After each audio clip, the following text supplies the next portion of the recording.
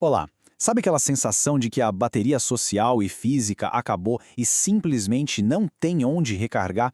Se isso soa familiar, essa nossa conversa de hoje é exatamente sobre isso. A gente vai mergulhar fundo em como evitar a sobrecarga, usando como guia as ideias do Marcelo Duarte. E aí, essa pergunta bateu forte? Se a resposta for sim, olha só que interessante. A boa notícia é que esse esgotamento todo, ele não aparece do nada. Ele é construído, tijolinho por tijolinho, pelos nossos hábitos. E a melhor parte aqui, se foi construído, também pode ser desmontado. Vamos entender como? Ok, então vamos ao primeiro ponto. É fundamental entender que a sobrecarga não é tipo uma tempestade de verão, sabe? Que chega de repente com tudo. É muito mais parecido com uma goteira, bem silenciosa. Aquela que vai pingando, acumulando água sem ninguém perceber, até que de repente o estrago está feito. Exatamente isso. Não é um evento único, algo que acontece de um dia para o outro. É a soma, a acumulação de pequenos hábitos, coisinhas do dia a dia que vão, sabe, minando a nossa energia. E isso vai acontecendo até chegar a um ponto em que o corpo e a mente falam: chega, não aguento mais.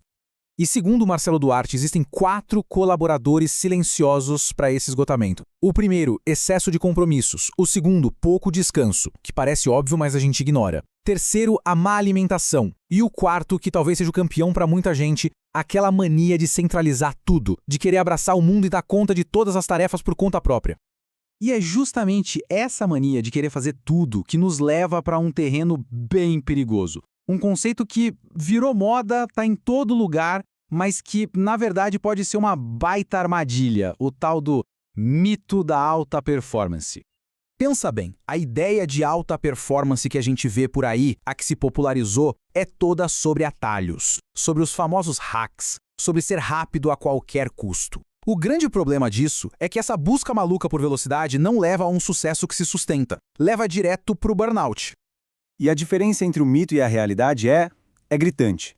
De um lado está o mito, focado em truques rápidos, com um medo terrível de errar, e do outro lado, o que é a verdadeira performance.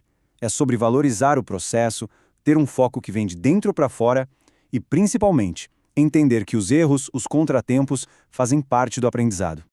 Essa metáfora do bom lavrador é perfeita. Conquistas de verdade, aquelas que duram, precisam de tempo, paciência, cuidado. Tentar acelerar o processo ou pegar atalhos quase sempre compromete o resultado final.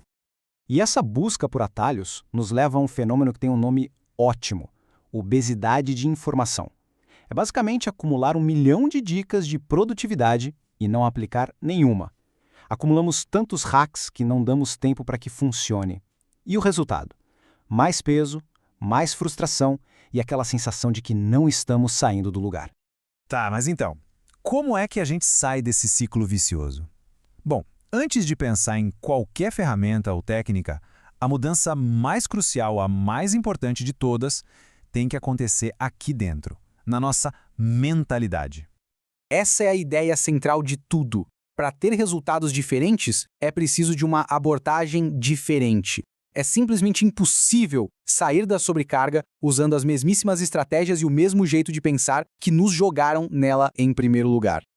Então, o ponto crucial é este. É preciso ter a coragem de realizar o que o autor chama de cirurgias. Cirurgias para remover aqueles hábitos, comportamentos e percepções antigas que simplesmente não nos servem mais. É um trabalho intencional e profundo. Beleza. Com essa nova mentalidade como ponto de partida, agora sim a gente pode partir para a prática. Vamos ver 3 ferramentas bem diretas para começar a combater essa sobrecarga de frente. E antes da primeira ferramenta, uma ideia fundamental. O problema, raramente, é a falta de tempo. Na maioria das vezes, o verdadeiro vilão é a falta de ordem e de prioridades claras. E é exatamente nisso que a primeira ferramenta se baseia. A ideia é primeiro arrumar a casa, colocar ordem no caos antes de ficar se preocupando com o relógio.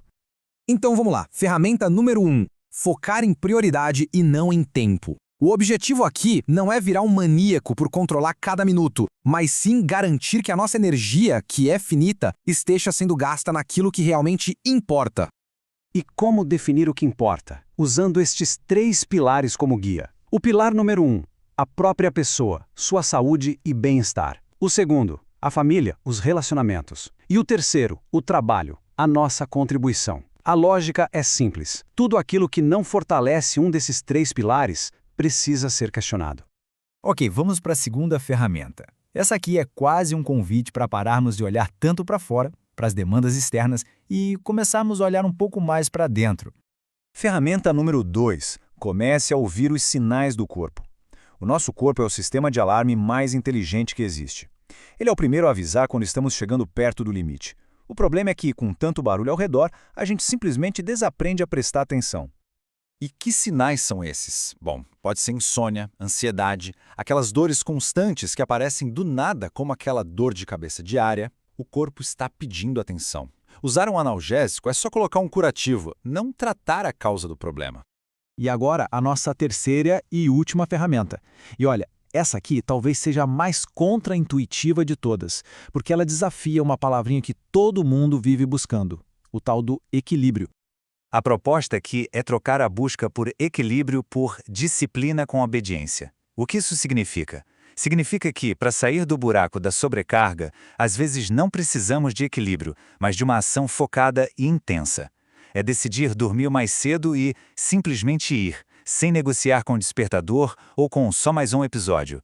É fazer o que foi determinado, não o que é mais fácil no momento.